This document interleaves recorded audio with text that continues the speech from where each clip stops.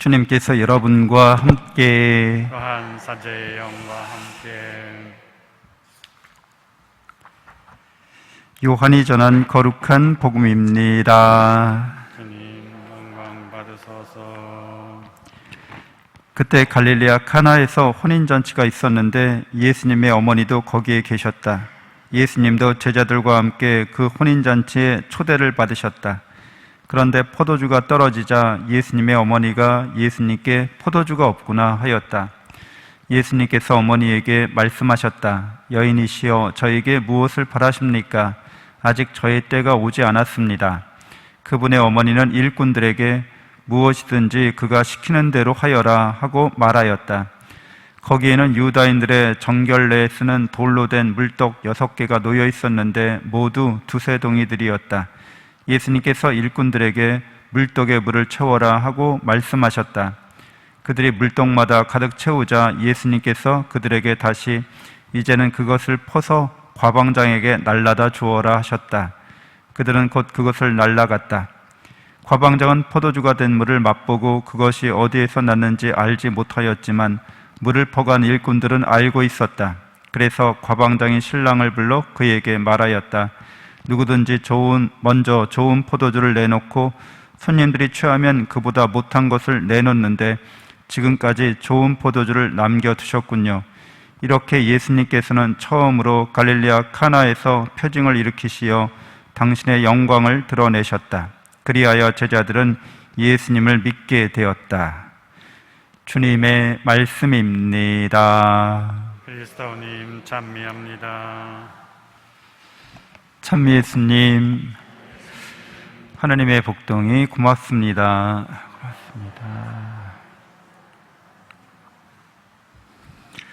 네, 오늘은 성경 통독 강론 사도행전 마지막 장까지 나누게 됩니다.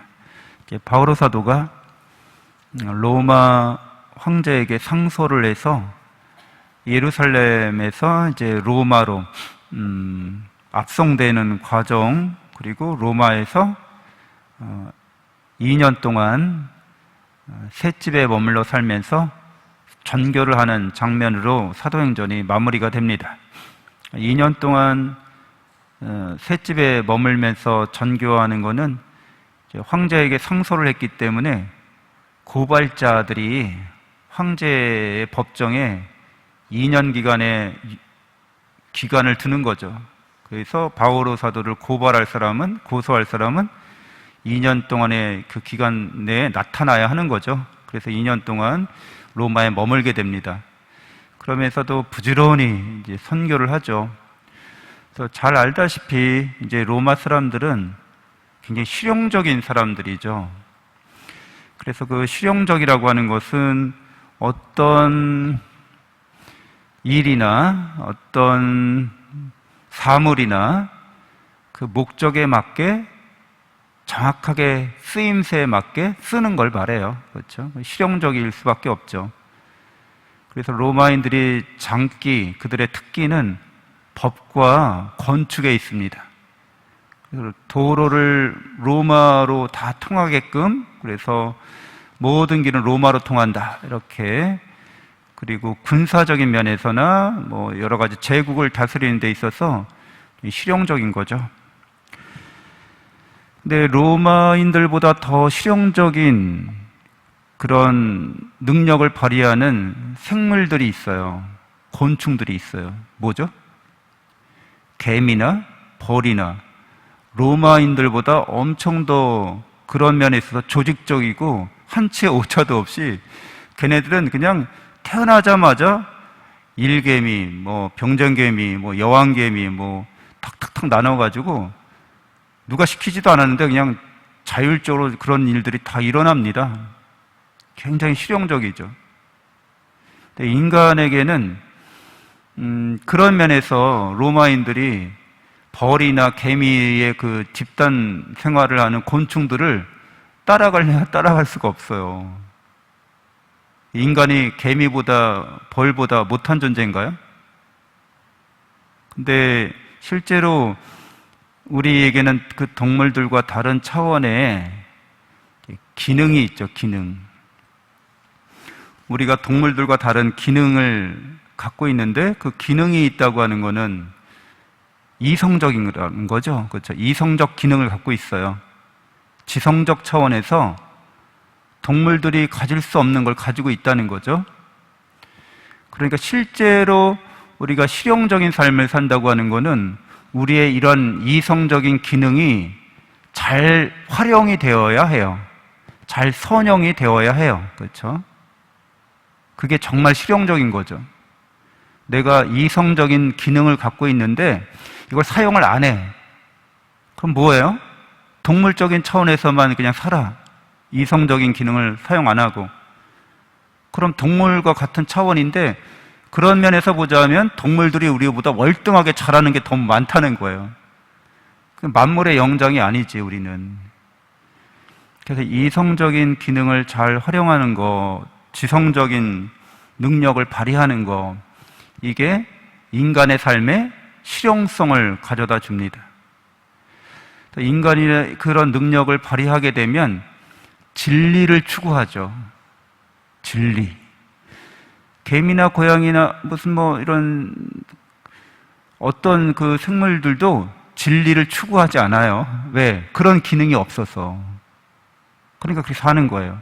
근데 인간은 이성이 있기 때문에 진리를 찾고 또 인간에게는 그 이성에 걸맞는 양심이 있어요. 그래서 선을 추구해요.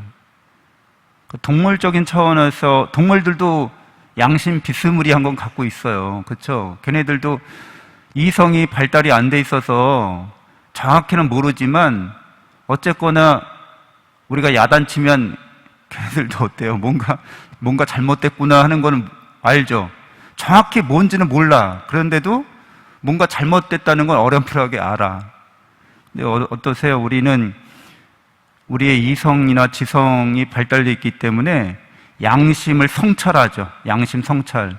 그래서 양심 성찰을 이성을 발휘해서 하면 할수록 뭐가 잘못됐는지를 정확히 계속 알게 됩니다. 선을 추구한다는 거예요. 진리와 선을. 그리고 아름다움을 추구하죠. 진리와 선에 부합하는 것이 아름답다는 거예요. 아무리 겉모양이 아름다워도 진리와 선에 부합하지 않으면 우리는 흉측하다고 생각해요. 겉모습은 되게 아름다운데 입만 열면 거짓말이야. 그리고 양심을 계속 어긋나는 일만 해. 그럼 어때요? 오히려 그 아름다움이 더 추해 보이잖아요. 그러니까 인간은 인간답게 산다고 하는 것은 진선미를 추구하는 것인데 하나님께서 이 진선미를 추구하도록 우리에게 기능을 주신 거죠. 영혼의 기능이에요, 그게. 영적인 혼의 기능인 것이죠. 인간에게만 있는. 그러니까 우리는 이 세상을 바라볼 때 이 세상을 내가 왜 사는지, 어떤 목적을 갖고 사는지를 진선미 안에서 영혼의 기능을 통해서 그걸 추구할 수 있는 존재이기 때문에 그걸 추구하면서 살아갈 때 인간답게 산다고 말하는 거죠. 그리고 거기에 목적에 부합하는 것을 딱 실현했을 때 만족감이 오는 거죠. 그걸 행복이라고 합니다. 만족스럽다는 거예요. 기능을 잘 발휘해서 목적을 성취했기 때문에 만족감이 오는 거예요. 다른 것들은요, 동물적인 수준에서의 그런 기능을 아무리 발휘해도 인간은 만족감이 없어요. 그걸 넘어서는 존재이기 때문에 그런 거죠. 그래서 성모 마리아는 이러한 영적인 영혼의 기능을 잘 활용하신 분이시죠. 그래서 하나님의 말씀을 묵상합니다. 관상한다고 할 때는 제가 볼관자에다가 그 상자가 얼굴 상자가 아니라 무슨 상자예요? 생각상자죠. 그렇죠? 관상기도. 저기 점집에 관상 보러 가는 거 말고 기도하러 성당에 왔을 때 관상기도 한다고 할 때는 볼관자에다가 뭘 보는 거예요? 생각상자. 그렇죠? 그걸 바로 이제 지성이라고 그래요. 지성. 알아차린다는 거예요. 지성작용은. 뭐를 알아차려요? 내 마음을 알아차린다는 거예요. 인간은 그런 기능이 탑재되어 있어, 그냥. 근데 이런 기능은 신적인 기능이에요. 여러분, 이게 그냥 여러분 탑재되어 있으니까 이게 얼마나 위대한 건지 모르는데 동물들은 이런 게 없어요. 자기 생각을 자기가 바라보질 못한다고. 그냥 조건반사적으로 어떤 프로그래밍이냐면 생존 본능과 이제 그 자선을 퍼뜨리기 위한 이런 먹이 활동, 이런 거에만 딱 기능이 맞춰져 있고, 그런 기회나 상황이 오면 거기에 맞게 탁탁탁 움직이는 거예요, 그냥. 그리고 후회를 절대 안 해요. 네? 우리 인간은 자기 생각을 들여다보는 존재이기 때문에 신적인 존재라고 하는 거예요, 그래서. 엄청난 기능이 우리에게 있는 거거든요. 그냥 자동 탑재되어 있으니까 이게 얼마나 위대한지 몰라서 그렇지. 그리고 이렇게 자기 생각을 들여다보는 거를 어저께 강론 때 했던 건데, 어제 미사 오신 분 있어요? 복습해도 되죠? 그거를 관상이라는 말은 테오리아라는 말에서 왔다고 그랬어요. 테오리아. 기억나세요? 테오리아? 대단하시다. 테오스, 하느님이란 뜻이에요. 오리아, 보다란 뜻이에요. 그러니까 테오리아라는 말은 뭐예요?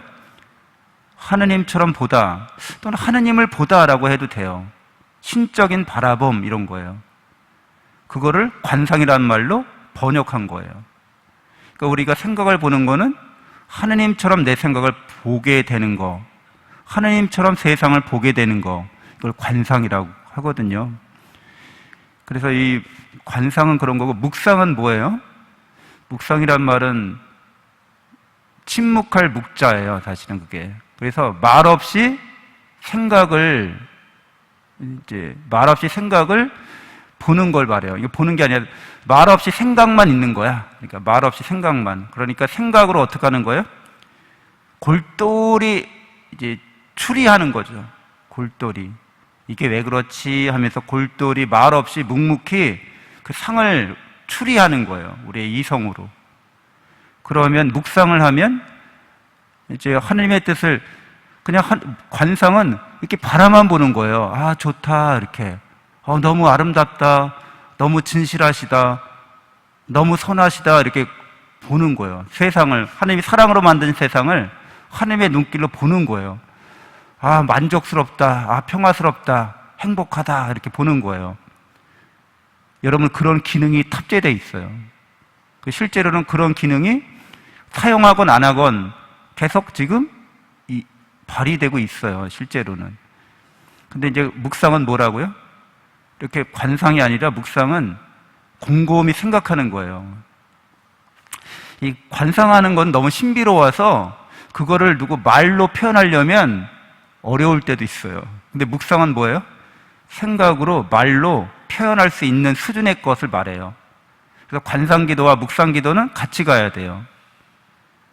관상기도만 하면 나중에 설명을 할 때 설명을 잘 못해. 왜?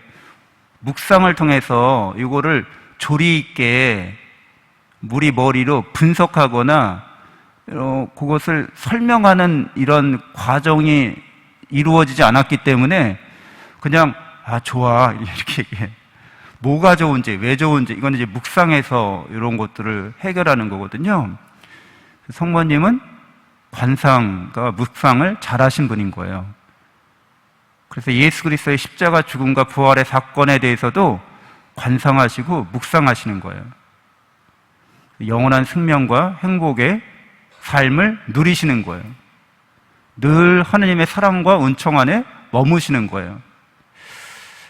그래서 우리들도 성모님을 본받아서 또 바오로 사도가 전한 복음의 진리를 묵상하고 관상하면서 또 우리 삶에서 실천하고 증거해 나갈 수 있어야겠습니다. 잠시 묵상하겠습니다.